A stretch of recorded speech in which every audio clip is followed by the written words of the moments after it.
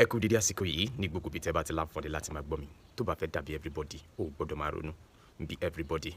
mo ní ìròyìn ayọ̀ kan fún yín lákọ̀ọ́kọ́ ẹ wo fọ́nrán yìí. àwọn ọ̀nà ìwé ní distraction àbí lórí àwọn kan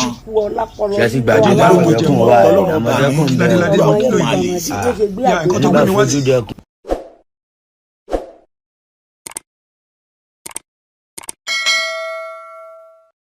orí fọ́nrán lẹ́nìí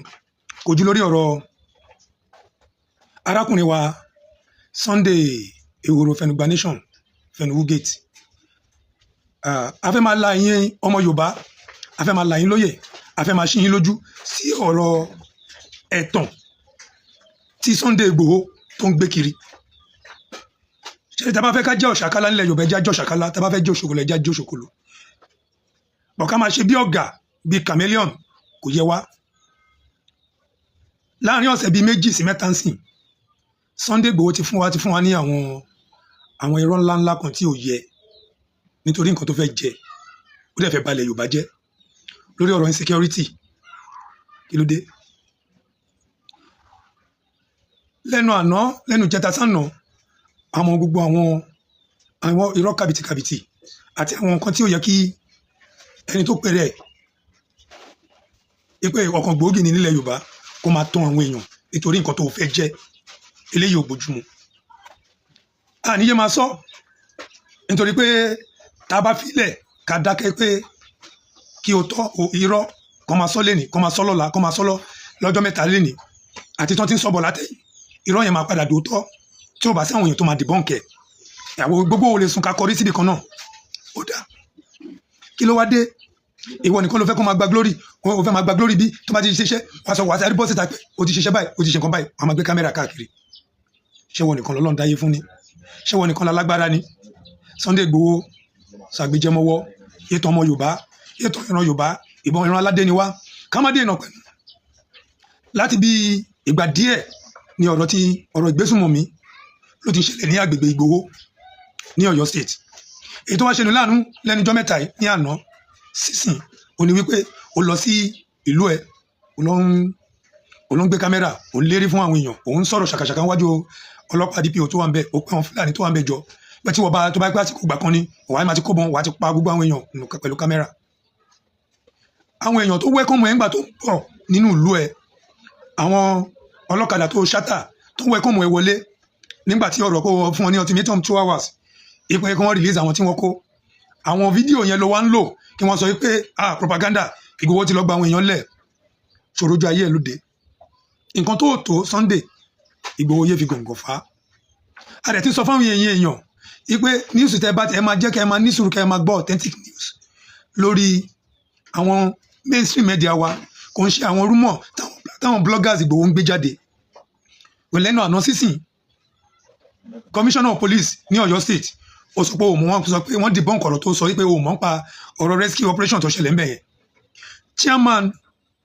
tí ìlú Ìgbòho wà lọ́ndà ẹ̀ chairman local government the executive chairman of the local government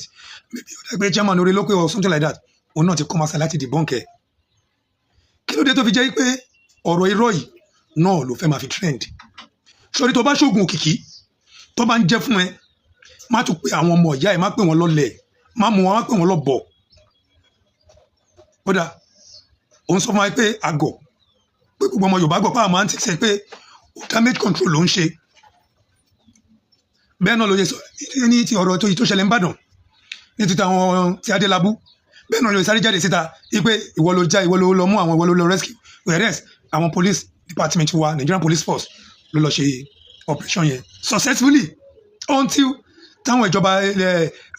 àjọ iléeṣẹ́ ọlọ́pàá ti Ọ̀yọ́ state kan tó wá dìbọn kẹ́ pé irọ́ òmù kankan pa ẹ̀ kò ti gbé propaganda ẹ̀ sókè náà. Bẹ́ẹ̀ náà ló ń lo AI pẹ̀lú inspector general of police láti fi ṣe kíni láti fi tara ẹ̀ content creator ní ẹ̀ náà. Sunday Igboho yẹ tọmọ yẹ káàró òjìrè yẹ tọmọ àwọn ọmọ aládé mọ́ kì í ṣe ní tó lè tàn. Ó dáa tó bá jẹ́ pé wọ́n ló lọ rescue àwọn èèyàn ẹ ti ẹ̀ gbé fọ́nrán kan jáde níbi tó ti lọ ṣe operation yẹn ṣé nígbà tó pèsè fẹ́ lọ mú wákìlì ṣé wọ́n rí fọ́tò kan àbí wọ́n rí fídíò kan tí gbogbo orí tí wọ́n ṣe tó lọ sẹ́bẹ̀ ọ̀nà tó lọ́wọ́ pẹ́ẹ́sì ọmọ kékeré Fúlàní kan pé kìíní àbí nǹkan kan tó lọ ń fọ̀rọ̀ wọ ọmọ kékeré lẹ́nu wò lẹ́bẹ̀ẹ́ gbó gbogbo gbọ́dọ̀ gbé kámẹ́rà yìí náà ni o gbọ́dọ̀ show náà ni o gbọ́dọ̀ ṣe content creator ní ẹ̀ náà ìwọ ń ṣe ẹni tí èèyàn lè ọmọ Yorùbá ò ní tilé toko Sunday Igboho fẹnu gba nation fẹnu gate fẹnu dáràn kò ń ṣe ẹni tí èèyàn lè gbẹ́kẹ̀lé ilẹ̀ Yorùbá tó bá lè kájọ́ làwọn kan àwọn institution kan bí wọ́n ṣe lè sọ̀rọ̀ toro ti fẹ́ kó gbogbo ẹgbẹ́ má bẹ́ o ti fẹ́ máa lo ìpè gbogbo propaganda tí wọ́n pẹ̀lú àwọn bloggers ń lo nítorí àwọn olóṣèlú tó ń lo ẹ̀ ń sìn you are a politician damage control tó fẹ́ máa ṣe ló fi gbọ́rọ̀ security pọ̀ ọ̀rọ̀ Yorùbá nation olùlẹ̀ ó scam àwọn èèyàn lọ ní ó dé ó padà dé wọ́n gbé ń bágò kúrò lórí ẹ̀ òsàn tó bá dé ó máa wọgbó ó dé ó wọgbó mọ́ òun béèrè approval tí Gani Adams ń béèrè láti joy tí wọ́n ta dẹ̀ mọ́ pé ó nídìí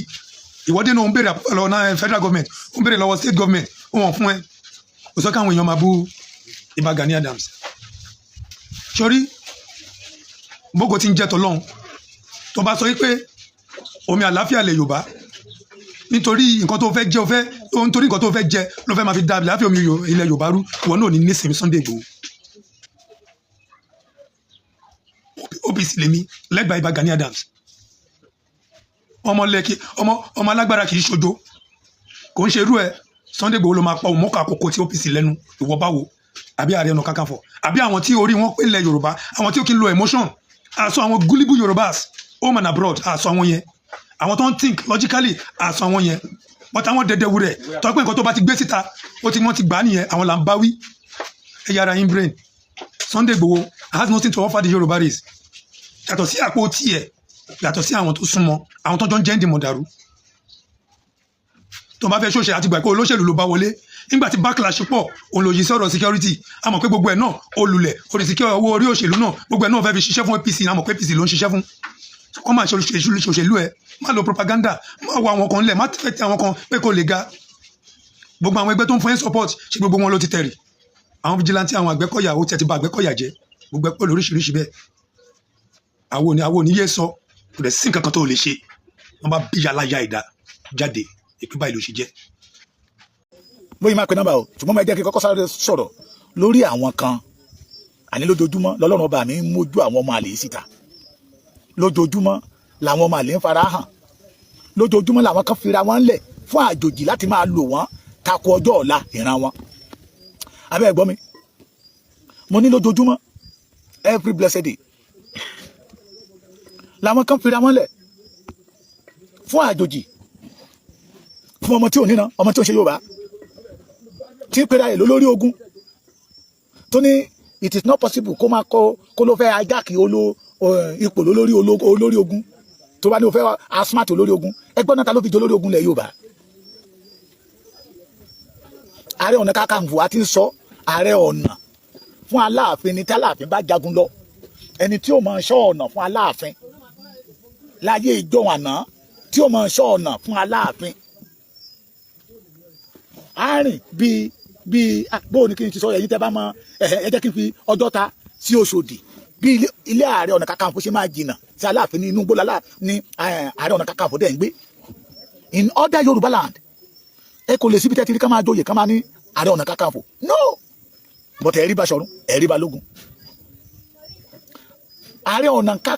Ọ̀nà ní oyè yẹ gangan àwọn tó ń bá Aláàfin jagun ló fi Kakanfò sẹ́yìn ẹ̀ pé ó dúró kàkàkàkà ó dẹ̀ ga ó ṣe fíofío. I'm quoting one of our professor tó sọ ìtàn yẹn tó dẹ̀ kọ́ nínú ìwé is over 95 years in age so ta ló fi jẹ olórí ogun lẹ̀ Yorùbá and the OPC that belong to all of us he hijack it lọ́wọ́ bàbá Fẹ́mi Fáṣẹ̀hùn àfi òpònú ló máa ní òun ògbọ́ngbà ayé OPC fashion ló máa lóun ògbọ́ so nobody tó fi jẹ olórí ogun lẹ̀ Yorùbá so àwọn tó dẹ̀ ń kó síta kó máa kó wọn síta but thank God a rí ọ̀pọ̀lọpọ̀ típẹ́ra ẹ̀ ní sójà lẹ́nìí típẹ́ra ẹ̀ lọ́lọ́pàá típẹ́ra ẹ̀ ní navy tí ò gbébọn rí tí ò fèsì ogun rí tí ò experience ogun rí àbí bẹ́ẹ̀ kọ́ a rí sójà tó jẹ gba general tí ò fèsì ogun rí làwọn kan wá jáde síta àti ẹ̀rí ẹni tó jagun rí bí àbá fẹ́ sọ̀rọ̀ nípa tí mo dẹ́kẹ́kẹ́ a sọ̀rọ̀ nípa ẹni tó lọ sí gàngàn tó lé wọn jáde síbẹ̀ ń tàn bẹ̀ so máa kan wá jáde síta ó lóun security expert ó pè dà ní Dr. Jackson Lékan Òjó ó ní Sunday Igboho lack professional capacity security expert. This man rubbish the plan of 50,000 men security force. Sunday Igboho ní capacity yẹ ẹjọ Dr. Jackson Lékan Òjó ẹ̀yin tẹ́ ní capacity yẹ kí ló dé tẹ́ jáde tó bá jẹ́ pé ẹjọ́ mọ́kọ kí ló dé tẹ́ jáde síta tó bá jẹ́ pé ẹjọ́ mọ́kọ. Dr. Lékan Òjó is one of the ọmọ àlè ilẹ̀ Yorùbá, is one of the akótilétà àríbàjẹ́yọ̀ tínú wọn dùn sí pípa tán pa ìran Yorùbá. You have the experience, you are a professional in security àbí ẹ bá jáde síta kẹsàn-án oyè ogun tó ẹjà. Dr. Lékan Òjó eléyìí tẹ́ rí ẹ máa rí ìlú tẹ́ rí ẹ rí ìlú ẹ jó gbogbo tẹ́ ẹ bá múra tó mọ Yorùbá bá bẹ̀rẹ̀ sí képe tì yín. You have the capacity as a security expert, you know everything about security. But nígbà tán ti jí ọmọ Yorùbá pa tán jí wọn gbé àgbúrò yín níta ààrẹ yín ààrí kẹ jáde síta pé lóòótọ́ you know about this pé fìdí ẹni you can do it ààrí yín rárá ṣùgbọ́n ní ọ̀pọ̀lọpọ̀ ẹ̀yin tẹ́ ẹ rò pé Sunday Igboho lẹ́ ń ṣe tẹ́ ẹ mọ̀ pé ara yín lẹ́ ń ṣe tẹ́ ẹ rò pé Sunday Igboho lẹ́ ń ṣe tẹ́ ẹ mọ̀ pé ọjọ́ ọ̀la yín lẹ́ ń bàjẹ́ jẹ́ ó yẹ kó jáde síta. I know those people behind this Ọ̀yọ́ news àwọn ọmọ Ọ̀yọ́ ló gbé jáde síta bíyá Lékan bíyá Dr. Jackson Lékan Òjó ìbí ọmọ Ọ̀yọ́ náà ni I know àwọn àgbààgbà òkìtàn ọba yẹn is now one something the oldest ọba in Yorùbá land ó ní gbogbo ìṣòro tá a nílé ní nílẹ̀ Yorùbá láti Ọ̀yọ́ ló ti ń wá torí àwọn Fúlàní Ọ̀yọ́ náà ń gbà wọlé Ọ̀yọ́ ló kó wọn mọ́ra láti sọ wípé irú ẹkùn the mistake that our forefathers tí wọ́n ṣe nígbà ìfẹsẹ̀ nílẹ̀ Yorùbá ó máa dá òfin ó bá jẹ́ ọmọ ọba jù bẹ́ẹ̀ lọ tí ìyá ẹ bá ti jẹ́ ọmọ ẹlẹ́yà kejì ó ní gorí oyè yẹ torí tó bá gorí oyè ló wà ní ó ń lọ sí ìlú ìyá ẹ lọ kó àwọn ọmọ ìlú ìyá ẹ wọlé bí Ṣàngó ṣe kó àwọn tápà wọlé torí ìyá is from Nupe that make this boy have authority kó máa pẹ́ra ẹ̀ ní olórí ogun ilẹ̀ Yorùbá. Ó ní Sunday Igboho did not have the capacity. A security expert Dr. Jackson Lékan Òjó has rejected the plan by Yoruba nation agitators. Sunday Igboho, popularly known as Sunday Igboho, trooper of 50,000 man region security outfit, say the activists lack the professional capacity to manage it. Jẹ́gbọ́, ẹ̀yin tẹ́ ẹ wà expert in security. Oore kí ni gbègbè yín tó ṣe ọ̀run Yorùbá? Dr. Jackson Lékan Òjó tó ní ó wà expert in security. Oore kí ni gbègbè ẹ tó ṣe ilẹ̀ Yorùbá? Oore kí ni kí ẹ tó ṣe ilẹ̀ Yorùbá tàbí ìpa? You are nothing. Àárín yín àwa yín àárín yín. Ṣùgbọ́n èèyàn kan wà tó lọ́run fún ní experience yẹ. Èèyàn kan wà tó ní rírí yẹ tó dẹ̀ ń ṣe tọ́lọ́run ọba mi dẹ̀ ń gbà fún. It's over 50 years. Ní Sẹ́ríkì Gàngán ti wà ní Ìgàngán. Tẹ́ bá kidnap ọmọ ọba ní Ìgàngán, Sẹ́ríkì Gàngán máa gba owó. Wọ́n bá kidnap aráàlú àtẹ̀tẹ̀ lọ bá Sẹ́ríkì Gàngán máa bẹ̀ olú máa fún wọn níbi ilẹ̀ ẹlọ́mú 3 million wá ẹlọ́mú 4 million wá. Tẹ́ bá ti lè wá 4 million yẹn tó kólé lọ́wọ́ ọjọ́ kejì lẹ́ni tó kidnap máa jáde síta. Sẹ́ríkì Gàngán became untouchable. Where are you, Dr. Jackson Lékan Òjó, that time? What about Lékan Òjó? Are you Lékan interested Òjó in? ọmọ àlè ni má dárúkọ ẹ̀ jàre, má dárúkọ ẹ̀. Àwọn ọmọ àlè Yorùbá tó ń jọjú lẹ́yọ kọ̀ọ̀kan ni. Where are you? To the extent níbi tí ilé Sẹ́ríkì Gàngán wà ó ní security ọ̀nà mẹ́ta tó ń ṣọ́ wọ́n ní àmì ń ṣọ́ ọlọ́pàá ń ṣọ́ àwọn ó ti dẹ̀rù jẹ̀jẹ̀ sí àwọn aráàlú pé ní ìgbà yẹn lọ́hùn tí ìjà bá ṣe òun àtàwọn aráàlú tó bá gbẹ́jọ́ lọ sọ́dọ̀ Lámídì Aláàfin Ọ̀yọ́ àná òun ló máa jàre tibẹ̀ bọ̀. He became untouchable. But Sunday Igboho that lack of professional capacity in security ó ṣí Sẹ́ríkì Gàngán nídìí. Kí má wá sọ ohun tó ṣe lẹ́kìtì wá ń bí báyìí, kí má wá sọ ohun tó ṣe ní Oǹdó, kí má wá sọ ohun tí Sunday Igboho ṣe ní Ilé Ifẹ̀ tó Àkúrẹ́ express road. ẹni tẹ́ sọ wípé he did not have a lack of the capacity security capacity àbí òyìnbó wo àìgbà ìlọléèwé náà ní problem mi ẹ mọ́ bínú tí mo bá tàbọn. Sunday Igboho lack professional capacity security expert àbí but he can approach Seriki gangan ó pè ní Sunday Igboho ọlọ́run tẹ̀ fi ń dààmú àwọn ọlọ́gbọ́n. Dr. Lekan Ojo. àwọn ọ̀nà ìwé ní distraction àbí kí ló ń pè náà ìwé ní irú ẹkùn ṣe ti gbàgbé pàmọ̀tẹ́kùn wà ní àmọ̀tẹ́kùn bẹ́ẹ̀ o ẹni bá fojú dẹkùn iná gbé ẹjẹ ń gbé ní débẹ̀ àwọn distract ní Nàìjíríà o nọ́mà tẹ́bá ní pé ṣé ilẹ̀ dáadé ilẹ̀ ń já sí ni àbí Fúlàní ilẹ̀ ń bájà àbí bring back our girls gangan lẹ̀ ń já fún àbí Nàìjíríà lẹ̀ ń já fún ìwé ní dáhùn sọ pé àwọn kìnnìkan Fúlàní kankan kìnnìkan wọn gbalẹ̀ bàbá yín kí ló kàn wá pẹ̀lú ilẹ̀ bàbá yín ẹjọ́ tó yẹ lọ nǹkan tá a fẹ́ kẹ́ fèsì ojú pé bring back our girls Nigeria then let government work let government do their job it's not about ṣé ẹ gbaṣẹ́ lọ́wọ́ ìjọba ni tó bá yá wọn gbé yín wọn ní pé wọ́n mú yín wọ́n tẹ̀dí pé kẹ́ máa rìn tí ìjọsí bí mo bá mú ní ẹgbowó nìyẹn ọ̀tọ́ ni mo gbọ́n pọ́ ní ẹgbowó tẹ́ ń padà pè nìyẹn ọ̀tọ́ ni mo gbọ́n pọ́ ní ẹgbowó tẹ́ ń padà pè tẹ́ pa àwọn ọ̀gá mi tẹ́ ní pé ẹgbowó pé kábàá yín sọ pé kọ́ sí yín lẹ̀ tó wọ́n sí yín lẹ̀ sí àwọn ènìwà ni wọ́n ní pé nọ́mà Ìgbòho ìlú yín ni ẹ ti lè jáde tán pé tó bá fẹ́ I call you out tó bá fẹ́ ká confirm yín pé ìrù ẹja yín àbí ìrù màálù yín àbí ìrù ẹkùn yín tòótọ́ ni go and bring back our girls get our girls for us ẹ wọnú gbó èwo ní tẹ́lẹ̀ lọ àwa náà ní gbòòrò ànínú gbó ń bí o ànínú gbó Ṣàngó táwa náà lè kọ àwọn mọ́pọ̀ wọ̀ o táwa náà lè máa dáhùn sáàsì bandit o ẹ máa wáìnì wá Nàìjíríà o èwo ní jẹ́ níbọ̀dí jẹ́ lọ́n wáìnì ẹnu lọ́n wáìnì àkọlé kó nǹkan sọ́wọ́ dára kó kọjọ́ tó máa kó mọ́tò tẹ́ pé àwọn máa dáhùn wá bandit inú gbó nínú gbó nínú lògbò bíbá inú Ṣàngó obìnrin ṣe ṣé ilé bàbá yín lè jáde ẹ̀hún ni àwọn Fúlàní balẹ̀ bàbá ṣé ilé bàbá yín náà sọ àbí kẹ àwọn nǹkan tó ṣe Nàìjíríà àwọn ọmọ ẹ lọ bẹ̀ tẹ́ bá mọ̀ pé ẹ̀ nágbára. Zaka tó sáré ẹ jọ nítorí Ọlọ́run ẹ̀mọ Yorùbá ẹ bá mi sọ fún wọn kọ́ máa lọ wáìnì wa o Nigeria is our country we get out to talk àwọn máa sọ̀rọ̀ ẹ̀ lè sọ́kọ́ fún wa o ẹ bá wọnú wa máa wọnú yín ṣé ẹ gbọ́ ọkọ tí mo ní kó jẹ́ kó jó yín ojú pé ṣé ilé bàbá yín lè já sí sìn ṣé máa fọpọ́ tó ní ti yan jà sílẹ̀ bàbá yín ni èwo ni irú ẹkùn ti bá o ṣé wọn pé Yorùbá ló ní Àmọ̀tẹ́kùn ni ẹni bá fojú dẹkùn ẹkùn á jẹ tẹ́lẹ̀ bá pé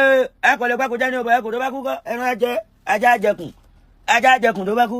bẹ́kùn bá jẹ bọ́ ẹ̀sìn kan á kú èwo ni irú ẹkùn níbi tí Àmọ̀tẹ́kùn wà nọ́mà Gani Adams gbọ́ngàn ni ọ̀gá nọ́mbà 1 nù Yorùbá òun níjọba gbéṣẹ́ fún wípé tógun bá ń bọ̀ ń lù àbí nọ́mbà ọ̀dẹ̀. Zaka tó sáré alẹ́ sí jàǹjà túmọ̀ ẹ̀yọ́ ọmọ Nàìjíríà ta ló fún wọn páwà ń gbé káwọn náà kó bọ̀ dání pé kọ́kọ́ ilọ́ọ̀sì síta láì ṣe sójà láì gbàṣọ sójà láì gbàṣẹ ìjọba ẹ̀rẹ̀ kó bọ̀ síta bẹ́ẹ̀ ẹ̀rẹ̀ kó kọ síta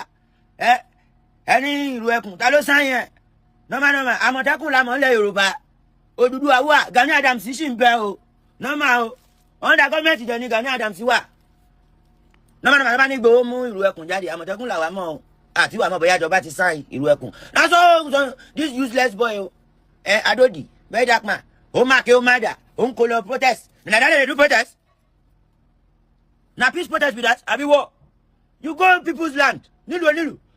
Zaka tó sáré alẹ́ sí jàǹjà túmọ̀ ẹ̀yọ́ ọmọ Nàìjíríà ta ló fún wọn páwà ń gbé káwọn náà kó bọ̀ dání pé kọ́kọ́ ilọ́ọ̀sì síta láì ṣe sójà láì gbàṣọ sójà láì gbàṣẹ ìjọba ẹ̀rẹ̀ kó bọ̀ síta bẹ́ẹ̀ ẹ̀rẹ̀ kó kọ síta ẹni ìlú ẹkùn ta ló sáyẹn nọ́mbà Àmọ̀tẹ́kùn làmọ́ ńlẹ̀ Yorùbá Odùduwà wà Gani Adams sì ń bẹ o nọ́mbà o under gọ́ọ̀mẹ̀ntì jẹ ní Gani Adams wà nọ́mbà bá ní Ìgbòho mú ìlú ẹkùn jáde Àmọ̀tẹ́kùn làwà mọ́ o àti wà mọ́ bóyá ìjọba ti sáyìn ìlú ẹkùn na so this useless boy o Adodi very dark man o máa ké o máa dà o ń kó lọ protest na that dey do protest na peace protest be that àbí wọ you go people's land nílùú be that àbí wọ you go people's land nílùú go dey carry cutlass go dey carry jigger why dem no go knack you gun okay káwọn máa wò ọ̀yọ́ ònú ló wá o they go soon pick you go person land Yorùbá land o wọ́n cause trouble wọ́n spoil Tinubu tẹ́nu àbí make dem talk say na Tinubu still cause am wey make una dey fight no worry o bàbá Tinubu ń lọ o ó ń lọ lẹ́ẹ̀kejì o mo gba sábíọ̀ lẹ́ẹ̀mejì Tinubu ń lọ lẹ́ẹ̀kejì Tinubu ń lọ lẹ́ẹ̀kejì ó bá wùn yín kẹ́ ẹ̀ pààyàn síwájú lé bàbá yín òkú ìyá yín ni ẹ máa sín Tinubu ń lọ lẹ́ẹ̀kejì tó bá wùn yín kẹ́ sórí burúkú kọ́tà àtàmọ̀ ojú pé Tinubu ń lọ lẹ́ẹ̀kejì dẹ̀ẹ́nẹ́ yọmọ Yorùbá ẹ má dà Yorùbá sí méjì fún wa o kó má lọ di wèrè o. Wàláì tàláì mo fẹ́ lọ́wọ́ bá ṣe lẹ́rìí this Nigeria wey we dey now una no know say una dey set una up ẹ̀ ń ta ló fún yín láṣẹ ẹ̀ ń gbé mọ́tò ẹ̀ ń gbàdà ẹ̀ ń gbébọn ẹ̀ wọnú gbó láì gbàṣẹ́ lọ́wọ́ ìjọba no be soldier no be police o they go up and down ẹni ìrù ẹṣin àbí ìrù màlúù àbí ìrù lion àbí ìrù ẹkùn tí àwọn àmọ̀tẹ́kùn náà wọ̀ yìí o àwọn ọdẹ wà nùgbò o nọ́mọ̀nọ́mọ̀ àwọn fúlàní tẹ́lẹ̀ wẹ̀ láyé àtijọ́ láti mọ̀ pé nùgbò ni fúlàní ti ń sin màlúù náà lọ ká ọmọ nùgbò ṣé gbogbo fúlàní ní bandit ṣé gbogbo fúlàní ló ń kidnap ẹ̀ opportunity gbalẹ̀ bàbá yín padà àbí nọ́mọ̀ ìjà tẹ́lẹ̀ ẹ̀yìn àtàwọn haúsá àtàwọn tunisia ìbára yín fà tẹ́lẹ̀ ọ̀tọ̀ this is bring back our girls bring back our children là ń sọ kò ń ṣe bring back our land igbó kò ń ṣe bring back our land. Dr. Johnson lẹ́kọ̀ọ́ òjò ìbá ti má jẹ́ yẹn ọ̀rọ̀ tẹ́ ẹ sọ yẹ ó ọ̀rọ̀ òpònú ni Ọ̀yọ́ news tó gbé jáde síta a mọ̀ pé ẹ̀ dúró níbi ire torí pé bí ọmọ Yorùbá ṣe sọ pé no room for Fulani in Yorùbá land inú yín ò dùn sí torí pé ẹ rí àwọn Fulani yẹn gẹ́gẹ́ bí part of you ẹ̀yin Ọ̀yọ́ not all the Ọ̀yọ́ o àwọn kan nínú Ọ̀yọ́ ẹrú kan ní mú ní gbúgba ẹrú because I know mo yá lérò pé Sunday Igboho nìkan ló wà nídìí ẹ̀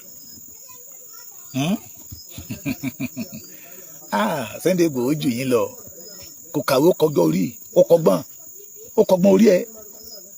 kò kàwé ṣùgbọ́n Sunday Igboho mẹ́ni ó fi ènìyàn mímọ́ ó fi kàwé àwọn pòfẹ́sọ̀ yí káàkiri àwọn ṣẹ́tàn àkàtà ti yí káàkiri àwọn tó wà expert in security tí wọ́n ti fi náà wí ogun rí wọ́n yí Sunday Igboho káàkiri àníkẹ́ mọ́ darúkọ wọ́n yí káàkiri ẹ̀ kàn máa bínú orí náà ni àtẹ̀yìn tó ṣe ń tábìlì fún yín irú ẹkùn ó ti dé 50,000 yẹn Sunday Igboho máa manage ẹ̀ lọ́nà tí Sunday Igboho máa fi manage ẹ̀ náà láti sọ wípé we will not allow ẹlẹ́yà kejì kó jọ yẹn bíi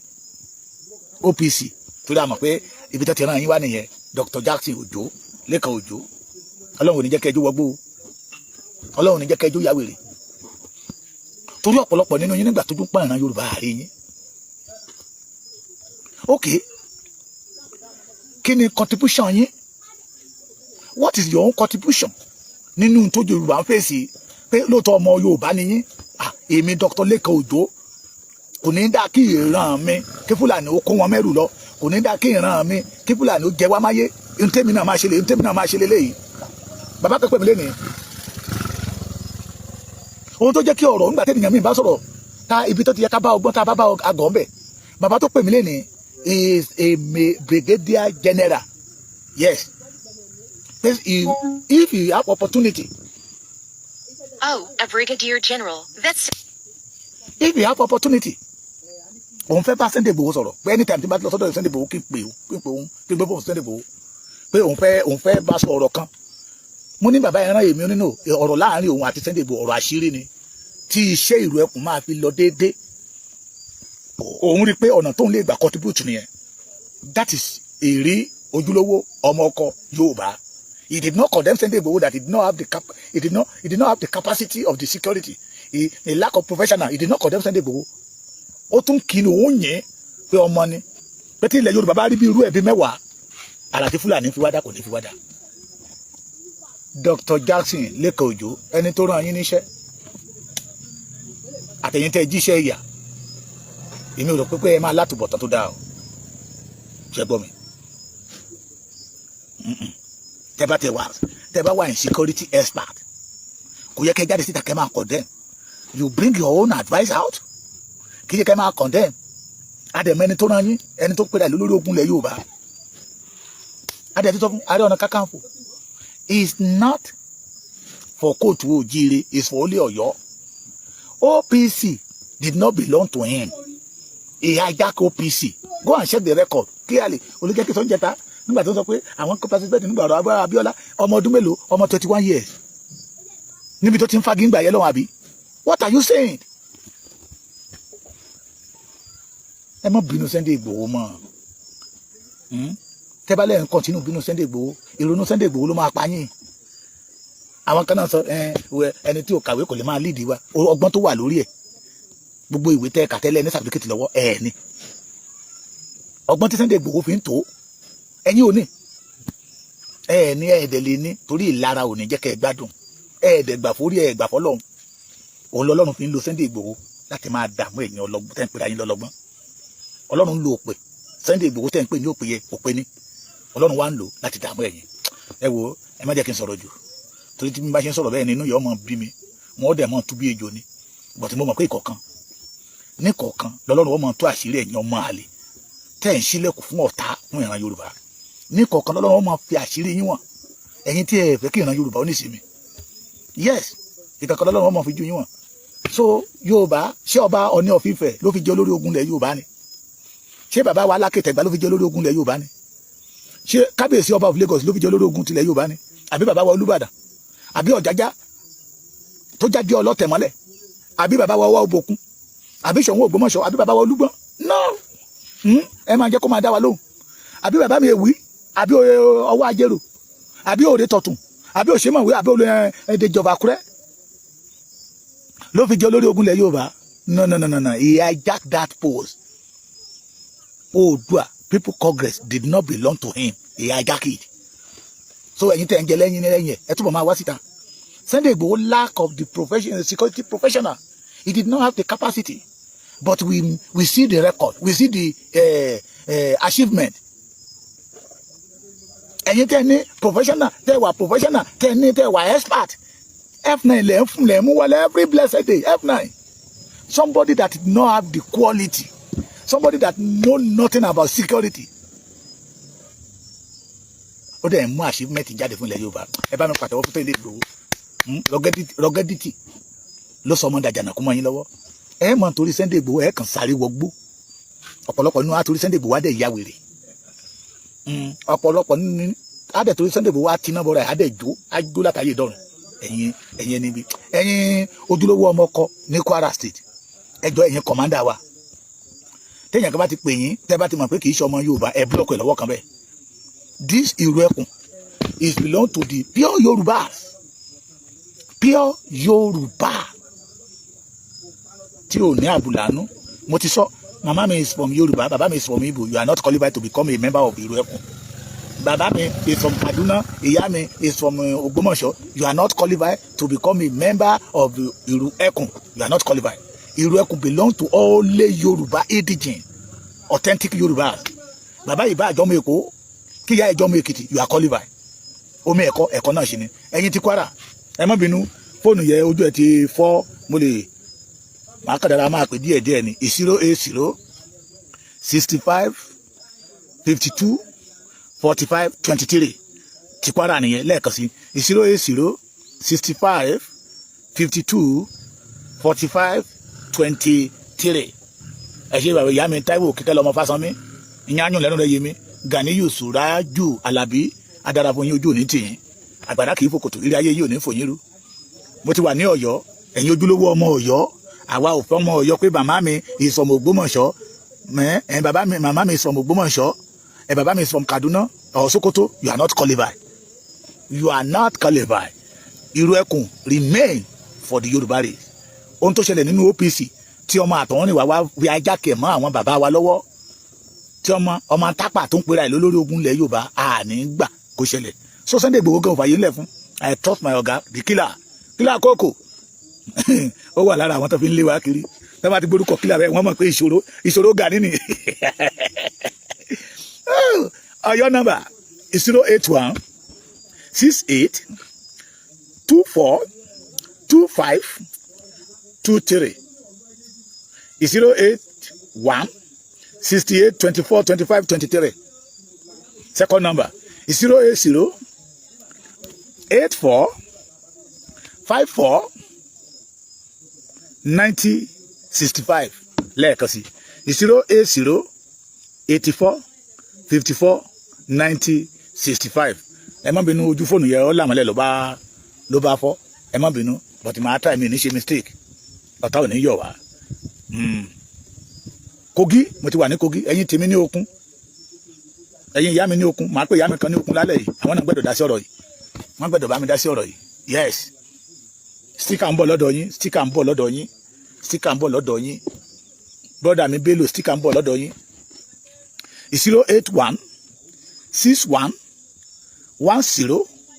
93 31 lẹ́ẹ̀kan sí 081 61 10 93 31 second number is 080 55 56 09 88 lẹ́ẹ̀kan sí 080 55 56 09 88 Èkó Arómisá lẹ́gbẹ̀lẹ́gbẹ̀. I was born in Lagos. Mo gbọ́ Yorùbá dáadáa. Yorùbá náà bí mi sí, Yorùbá ni mo ti dàgbà, Yorùbá ni mo ti mú. If ìyàwó mi Yorùbá ni, you are not qualified to become a Ìrù Ẹkùn member. Stay away. Ohun tó ṣẹlẹ̀ nínú OPC. Ohun tó ṣẹlẹ̀ nínú OPC, we will not allow it to happen. Number Èkó 070 15 34 66 66 lẹ́ẹ̀kan sí 070 15 34 66 66. Second number, ẹ mọ́ bínú ẹ̀fọn yẹn ń jẹ mí ni 090 75 55 05 54 lẹ́ẹ̀kan sí 090 75 55 05 54. Mo ti wà ní Ògùn. Àwọn nọ́mbà commandant Ògùn command ni mo ń gbé jáde síta. 2 nọ́mbà náà ló wà lógùn 080 55 83 51 14 lẹ́ẹ̀kan sí 080 55 83 51 14 080 second number ni o 38 54 83 51 lẹ́ẹ̀kan sí 080 38 54 83 51 Ondo nọ́mbà mẹ́ta ni nọ́mbà mẹ́ta lẹ máa rí lóńdó ẹ pa àwọn mẹ́tẹ̀ẹ̀ta wọ́n wà active àwọn aṣojú Ìgbòho nìyẹn àwọn aṣojú Ìgbòho àwọn aṣojú Ìrù Ẹkùn àwọn aṣojú ojúlówó ọmọ Yorùbá ẹ pè náà wọ́n á dá yín lóhùn dáadáa tínú yín máa fi dùn ṣe gbọ́ mi mẹ́ta ni wọ́n 080 35 15 93 57 lẹ́ẹ̀kan sí 080 35 15 93 57 second number 081 27 34 14 24 lẹ́ẹ̀kan sí 081 27 34 14 24 the second number the third number 090 76 22 43 18 second time 090 76 22 43 18 Èkìtìkété 2 number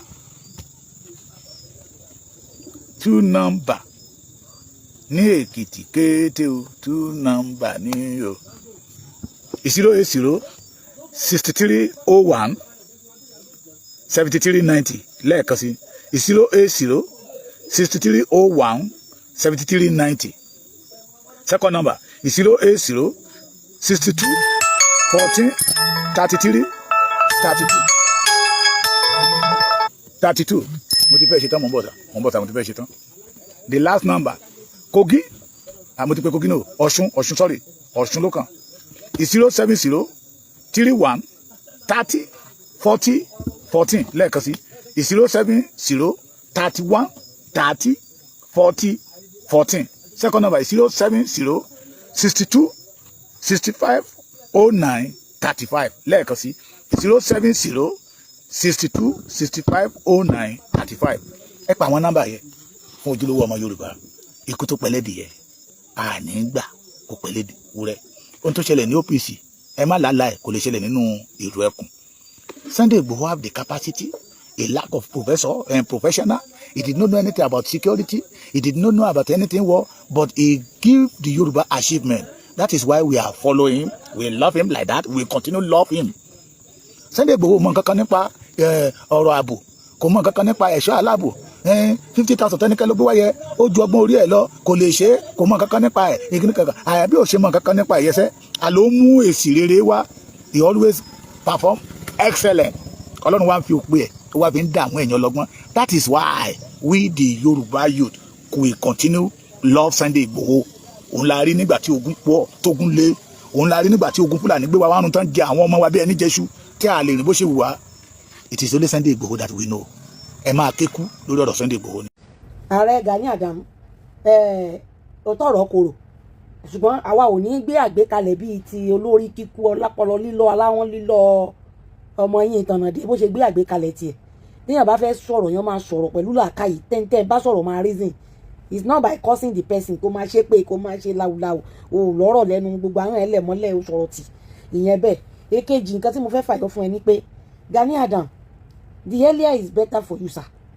láti mọ̀ wípé ọ̀rọ̀ tẹ́ ẹ̀ ń sọ nínú fọ́nrán tẹ́ ẹ máa gbọ́ yìí ọ̀rọ̀ yìí kò rí bẹ́ẹ̀ mo bọ̀ ọ̀rọ̀ yìí kò rí bẹ́ẹ̀ ó yẹ kẹ́yìn náà mọ òtítọ́ ẹ yé fọwọ́ bo òtítọ́ mọ́lẹ̀ ẹ̀yin èèyàn ẹ jẹ́ ká jọ máa gbọ́ kí n máa ṣàlàyé fún Gani Adams kọ́rọ̀ lè yé wọn ká má yé dalẹ̀ Yorùbá rú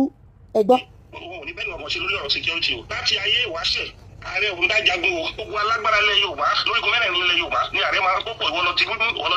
lọ ti bí ààrẹ wa coordinate wọn bí ààrẹ ṣe ń jagun láyé àtijọ́ nìyẹn kò dẹ̀ sí ìsọ pé ká má ti jagun náà bẹ́ẹ̀ gbogbo alágbára tó bá mọ̀ pé òun lágbára kó òun fẹ́ jagun òun lè fẹ̀mí òun lẹ̀ fún ìran wa ó jẹ́ ká sọ́wọ́ papọ̀ bí òun sọ pé mo fẹ́ dá ṣe é tí mo fẹ́ dá ṣe ó máa sọ OPC nìkan ni màá máa sọ ìgbà máa sọ̀rọ̀ cyber security stakeholder group 14 groups àti ti nígbà àdí December àti ti kó 33 group jọ 33 group tó ti yàtọ̀ sí southwest security stakeholders gbogbo wa la gbọ́dọ̀ jagun yìí kò sẹ́ni tó ń dá jagun a split and one make a forest pẹ́ni tó bá mọ̀ pé òun lágbára láti jagun òun ní máa ṣàlẹ́jọ lórí ogun tó fẹ́ ajá kẹ̀ lọ́wọ́ ẹ̀ tó bá. Gani Adams the truth is bitter but I'm gonna tell you today okay yé máa sọ pé olórí ogun ni ẹ nílẹ̀ Yorùbá you are not olórí ogun Ààrẹ Ọ̀nà Kakanfò tó jẹ it's just only for Ọ̀yọ́ ló mọ kò sí fún gbogbo ilẹ̀ Káàárọ̀ Oòjíire ọmọ Oòduà ni wá gbogbo ilẹ̀ Káàárọ̀ Oòjíire lórí ogun ní gbogbo ìlú wọn káàkiri lẹ́yọ kọ̀ọ̀kan oyè tó jẹ oyè Ààrẹ Ọ̀nà Kakanfò it's just for Ọ̀yọ́ you are answering to Ọ̀yọ́ alone stop misleading your people stop deceiving them why are you deceiving people you know the truth tell them the truth oyè tó jẹ oyè Ààrẹ Ọ̀nà Kakanfò it's just for Ọ̀yọ́ kì í ṣe oyè gbogbo ilẹ̀ Káàárọ̀ Oòjíire how come tó wá péré lórí ogun gbogbo ilẹ̀ Káàárọ̀ Oòjíire bí àwa ní tiwa nísìnyí ọmọ Káàárọ̀ Oòjíire ni wá a kì í ṣe ọmọ Yorùbá a ti sọ gbogbo ọ̀rọ̀ yìí fún ẹ o ti gbọ́ nínú ẹnu àwọn òpìtàn lóríṣiríṣi ok nǹkan ṣẹlẹ̀ sílẹ̀ wa a fẹ́ àtúnṣe gbogbo wa lè jọ kóra wa pọ̀ pé àwa náà ní pàtì sàlẹ̀ kó ń bẹ̀ bó fojú láti wá máa personalize ẹ̀ wípé olórí ogun ni ẹ ìwọ ló máa distribute àwọn ọmọ ogun wọn ti fẹ́ lọ nílẹ̀ Yorùbá yóò ìsílẹ̀ Yorùbá mo ti sọ fún yín Ọ̀yọ́ ní orí Ààrẹ Ọ̀nà Ọ̀yọ́ nìkan ló ń jẹ Ààrẹ Ọ̀nà Kakanfò kò sí ilẹ̀ Yorùbá bí wọ́n ti ń jẹ kò sẹ́ni kankan tó ń jẹ nínú gbogbo ọmọ Káàárọ̀ Oòjíire how come tó wá sọ pé ìwọ ni olórí ogun àwọn tó bá lágbára kan wá darapọ̀ mọ́ yes that's fine ẹ lè darapọ̀ ẹ lè fi mọ̀ṣọ̀ kan láti defend ilẹ̀ Káàárọ̀ Oòjíire mi ò distribute yẹn but láti máa personalize ara ẹ gẹ́gẹ́ bí olórí ogun gbogbo ọmọ Káàárọ̀ Oòjíire ọmọ kò rí bẹ́ẹ̀ ẹ̀yẹ́ ti fàwọn èèyàn let the people know the truth let people know the truth Ààrẹ Ọ̀nà Kakanfò is answer to only Aláàfin of Ọ̀yọ́ ṣé bá Aláàfin ti pè é ní ìsìntàn ṣíṣígun fún ẹ ṣé bó yẹ èrè bọ́ọ̀lù ló ti jọ oyè ṣé gbogbo ọba ilẹ̀ Yorùbá ló fi ẹ́ joyè o kì í ṣọmọ Oòduà yín lẹ́kàn wọ́n bẹ́ẹ̀ ṣe lọ sọ pé Oòduà People's Congress ẹ̀kan ń gbé wọnú ara wọn kó jọra wọn ìwọ náà ṣáà nígbà tí gbogbo crisis ń ṣẹlẹ̀ níbi 2 years ago or 1 year ago tálàfin dé ó ní oyè Ọ̀yọ́ ó ní oyè àwọn ní oyè ilẹ̀ Yorùbá bẹ́ẹ̀ sì dá gbogbo wàhálà lẹ́yìn àfẹ́kọ̀dà sí gbogbo yẹn because we are wà nínú ogun lọ́wọ́lọ́wọ́ a gbọ́dọ̀ pé gbogbo differences wà tì but for you láti come online kó máa fi ọ̀rọ̀ ẹnu deceive àwọn èèyàn we will not agree with that we will not take it we will tell you the truth gbogbo àwọn òpìtàn gbogbo àwọn ọba ilẹ̀ Yorùbá náà mọ̀ pé you are not olórí ogun fáwọn àwọn ò lè control àwọn kọ́ làwọn máa pàṣẹ fún ẹ it's only Aláàfin that can pàṣẹ fún ẹ Aláàfin dẹ̀ ti pàṣẹ fún ẹ pé kó lọ defend ilẹ̀ Yorùbá go and defend it stop parading yourself as olórí ogun warlord no stop it tẹ́ ẹ bá stop ẹ ń dẹ́ wàhálà lé àwọn èèyàn wà confused ẹ má jẹ́ káwọn èèyàn wà confused you know the truth what's all this ẹ lọ jáwọ́ nínú gbogbo pálapàla. ìṣẹ̀lẹ̀ ìdẹ̀gbẹ́ olùdáṣe fún adé tó lórí ogun wà lẹ̀ mú tí nìmọ̀ ń pè yẹn agbára kan gbọ́dọ̀ forí balẹ̀ fagbára kan agbára yẹn tó ti lẹ́yìn nǹkan tá à ń sọ nìyẹn o. kò sẹ́ni kankan tó challenge olórí ológun kankan bí kankan Ààrẹ Ọ̀nà Kakanfò tó jẹ́ olórí ogun ni ẹ ń gbogbo ilẹ̀ Yorùbá ń bí tó ti jẹ́ under àwọn tó ti jẹ́ olórí ogun ni ẹ o dẹ̀ ní right láti kó gbogbo ọmọ ogun lọ sí anywhere tó bá wù ẹ́ but stop challenging our kings our governors they know the truth they cannot wọn lè hand over anything lé lọ́wọ́ nípa ọmọ Yorùbá nípa ọmọ Káàárọ̀ Oòjíire ṣé tó bá ní pé kí àwọn ọmọ Káàárọ̀ Oòjíire bọ́ sábẹ́ tiẹ̀ wá sọ fún wa pé Ọ̀yọ́ lórí gbogbo àwa tá a wà nílé ayé nìyẹn òun sọ fún wa pé Ọ̀yọ́ ni gbogbo ìran Káàárọ̀ Oòjíire ti wá yàrá Ọ̀yọ́ jáde lábẹ́ ilẹ̀ Káàárọ̀ Oòjíire ni stop it a fẹ́ padà sórí àwọn ọ̀rọ̀ jákujàku tá a ti kọjá lọ lórí ẹ̀ ọ̀gbẹ́ni tó bá fẹ́ ṣiṣẹ́ ẹ lọ ṣiṣẹ́ tẹ́ ẹ̀ bá dẹ̀ níṣẹ́ kankan ṣe láti defend Yorùbá tẹ́ ẹ̀ bá níṣẹ́ kankan ṣe láti defend Yorùbá ẹ jẹ́ fílẹ̀ bẹ́ẹ̀ kọ́lọ́n bá wa jagun wa ẹ jọ ẹ kóra dáadáa kúrò. mi ò ṣe content provider lórí Facebook o máa provide content fún yín tẹ́ẹ̀kan máa be friend irọ́ mi ò ní parọ́ o mi ò ní parọ́ kí n tó kó mi ní sọ̀rọ̀ kí n kó jẹ o ọ̀rọ̀ tó bá ti jáde lẹ́nu mi ní kó jẹ láéláé kí n lè tó sọ́mu tí ronú ẹ̀ dáadáa pé mo lè ṣe é nítorí tí má lè ṣe nǹkan kí wọ́n sọ pé kó wá di pé kí ní àwọn ànímọ̀ ìrọ̀rùn bíi ti ààrẹ ìtọ́ dàrẹ gan mi ìṣerú ẹ̀rí ẹ̀dẹ̀ lọ́wọ́ accident ni gbogbo etí ọba bá partner láwa successful fún àkílì ká lọ sí. ẹ stop lórí ògo glory àná ni gbogbo ìtẹ̀ ń gbé wáyé these are the yesterday glory ẹ stop ẹ ṣe the needful ẹ ṣe present thing táwọn ayé máa rí àníìdí kẹ bọ́ sójú iṣẹ́ kẹ ṣiṣẹ́ kà mọ́ ẹ yé fún wa ní past glory everybody ló ní past tó lè sọ tó lè fi glorify ara ẹ stop it ẹ sọ̀rọ̀ ẹ yé wá sórí ayélujára wa máa fún wa lọ́rọ̀ ẹjọ́ wẹ́wẹ́ ẹ̀rọ yìí náà níbi ẹ̀yẹ̀ bá kà àfẹ́jọ́ inú ogun la wà. àgbàṣe lọ́wọ́ ìjọba tí wákìlì ta lọ mú ní bàràbà tá àgbàṣe wọn lọ́kàn. kò sẹ́ni tó rán yín láti lọ mú wákìlì o ẹ̀yin náà rice service lè bá débẹ̀ o ṣe é mọ̀ bẹ́ẹ̀ so ìyẹn ti kọjá gbogbo wa láti mọ sítórì wákìlì tẹ̀lé lọ́mú àti lọ sí Ìgbòho àti lọ Ìgàngán àti dé àti jagun àti ṣẹ́gun kẹ́tọ́ lẹ sáré lọ́jọ́ kejì kẹ́tọ́ lọ mú wákìlì ṣé Ìgbòho gbàṣẹ lọ́wọ́ ìjọba kó tó lọ lé Sàlíù Dànù àtàwọn ọmọ kidnapper àwọn tó ń da ilẹ̀ Ìgàngán láàmú ni sọlọ́pàá ò ṣe wá mú gbà náà gbogbo nǹkan tó bí gbogbo ní tí gbogbo wọn fi kóra wọn jọ àwọn Fúlàní nìyẹn tó fi bọ́ sáńdà Buhari àwọn pé Buhari ló ń ṣèjọba ńgbà yẹn lọ́ fi fọwọ́sowọ́pọ̀ pẹ̀lú àwọn alábọ̀dé ilẹ̀ Yorùbá tó fi lọ lé Sunday Igboho kó lé ńgbà yẹn láti bí ọdún márùn tí Sunday Igboho ti wá kó nílùú kílẹ̀ ti ṣe kí ni àwọn nǹkan tẹ́ ẹ̀ lè sọ pé lẹ́yìn ìgbà tí ò tá sí ilé yìí àti ṣàwọn nǹkan báyìí àti ṣàwọn nǹkan báyìí tí gbogbo ilẹ̀ Yorùbá dẹ̀ ń pàtẹ́wọ́ fún wa kó sí náà ẹ jọ ẹkọ́ là kó lẹ́kọ̀ọ́ ẹ̀kọ́ ò kọ́ là bàbá ẹ ṣe iṣẹ́ tẹ bá fẹ́ ṣiṣẹ́. náà ìjọba àwọn ọmọ ẹ ló 4 months ní prison ọpẹ́lọpẹ́ gómìnà Ọ̀yọ́ state tí mo bá sọ̀rọ̀ òun ló yọ àwọn ọmọ mẹ́rin yẹn wákìlì tí wà ní prison lẹ́nu òun ló jẹ́ kí ìbàràpá sí mi mi ò pariwo náà sọ́yà bí. Ìgbòho pẹ̀lú ẹni tó gba àwọn ọmọ yẹn kalẹ̀ bẹ́ẹ̀ ni mo sọ fún yín ẹ máa fún ní glory tiẹ̀ tó bá ti ṣiṣẹ́ ẹ máa fún ní glory ẹ̀ àwọn ọmọ ṣe máa lọ ọdún mẹ́rin oṣù mẹ́rin tẹ̀sán pé travel gbogbo ẹ̀ láàmọ̀ náà nígbà tá a kì í ṣe bébíá gbogbo bó ṣe lọ láàmọ̀ náà ẹ má padà sórí àwọn ọ̀rọ̀ àtijọ́ ọ̀rọ̀ tó ti lọ ọ̀rọ̀ tó ti kúregbé ẹ stop bẹ́ẹ̀ làwọn máa ń ṣe lọ́wọ́ upload fídíò mi tí Ìgbòho ti sọ pé nígbà kẹsẹ̀ lẹ́sàn ó yìnbọn pa yín látẹ̀yìn ni ó sọ bẹ́ẹ̀ kò dẹ̀ kó jẹ́ ọ̀rọ̀ tó sọ ní náà ibi tó yà náà fi lè kó nílùú ó dẹ̀ ti serve punishment for 5 years wọ́n ti ṣe election wọ́n ti gbé àwọn tó fẹ́ gbé wọlé tẹ̀ kí lẹ́tẹ̀tẹ̀ wá tó lọ upload fídíò yẹn láti tún máa ṣe kí ni ẹ̀ ń wáyé tẹ̀ ẹ̀ máa ń gan fight ẹ̀ máa ń wá wèèyàn láti gan fight pẹ̀lú ni ẹ̀ máa gan fight láti jà tí ò ní túmọ̀ ṣé àsìkò ìjà láwa yìí ni àsìkò ẹjọ́ wẹ́wẹ́ kọ́ la wà àsìkò iṣẹ́ ẹ lọ gba àwọn ọmọ tán kó lọ lọ́yọ̀ọ́ wá gbogbo yẹn lè ṣe fáwọn àṣìta lè máa pàtẹ́wọ́ fún yín àwọn kan náà tó sọ pé tó ti ń bọ̀ nísìnyí máa play voice call yẹn láìpẹ́ wọ́n ẹ̀ṣẹ̀ ń gbọ́ níbọ̀ mo fẹ́ verify ẹ̀ àwọn kan náà ti ń ya bọ̀lúbọ̀ yìí wọ́n ń ya bọ̀lúbọ̀ wọ́n tún pè wọ́n lórúkọ kan lọ́tọ̀ báyìí kọ́ lọ́ sànú rí yẹn dìde kẹ́ gbéra ogun kẹ́ bẹ̀rẹ̀ sí ìyàmọ́ra ẹ̀ ń dúró de pé ẹnìkan ní kinní kan ìlara ló máa bá gbogbo ayé gbogbo yín jẹ́ ẹ kó sì kúrò ìgbà tẹ́ lágbára kí lẹ fi ṣe ìgbà tó fún yín opportunity kí lẹ fi dà ìyàwó ìdó ní ìfàì lílá ní ìfàì tẹ̀ ń ṣe kiri nu àwọn ọmọ yín kan náà ẹ wá dìfẹ́ǹdì ẹ wá sọ fún wa sí kidnapping tó ṣẹlẹ̀ lọ́yìn Ọ̀yọ́ state níjẹta níbi tán lọ jíyà ọmọ ọdẹ làbúgbé ṣáwọn ọmọ OPC kan náà bá ń bẹ ṣáwọn kan náà bá ń bẹ ẹ wá dìfẹ́ǹdì ẹ torí ẹ lọ ń pa Aláròyé pé kọ́yé kọ̀sọ̀kọ̀ orúkọ ń pa yín ebi Channel TV náà ti sọ ṣé Aláròyé ló dédé gbé jáde ẹyẹ parọ́ kúrò ẹ kó jàre ẹ ṣe ẹ lọ ṣiṣẹ́ bẹ́ẹ̀ ṣiṣẹ́ olórí ogun ká tó gbà yín lórí ogun àti pé ìran Yorùbá òkè ìran káròjìnrìn èdè ní Yorùbá àwọn àfẹ́ padà sórí àwọn back and forth yẹn mọ́. iṣẹ́ ni kẹ́ ẹ lọ ṣe iṣẹ́ bí ààbò ṣe máa wà lórí ilẹ̀ wa ẹ má jẹ́ ká fi ẹjọ́ wẹ́wẹ́ àti ọ̀tẹ̀ àti ìlara ká fi ba ilẹ̀ wa jẹ́ iṣẹ́ ni wọ́n gbélé yín lọ́wọ́ pé kẹ́ ẹ ṣe fọwọ́sowọ́pọ̀ tẹ́ bá fẹ́ jíṣẹ́ èmi náà fọwọ́ sí pé káwọn èèyàn fọwọ́sowọ́pọ̀ pẹ̀lú yín kẹjọ ṣiṣẹ́ tẹ́ bá níṣẹ́ ṣe ṣùgbọ́n láti máa wá bí máa fúnra yín ní credit kẹ́ máa discredit àwọn kan pé àwọn ní content creator làwọn àwa máa create ẹ o àníyé create ẹ awareness ní iṣẹ́ tí gbé bàbá ẹ lọ ṣiṣẹ́ bàbá àwọn ọmọ tó wà lábẹ́ yín ẹ kó wọn síta kí wọ́n lọ ṣiṣẹ́ kán defend ilẹ̀ wa ẹ ṣé o àdúpẹ́ o ó dàbọ̀ o.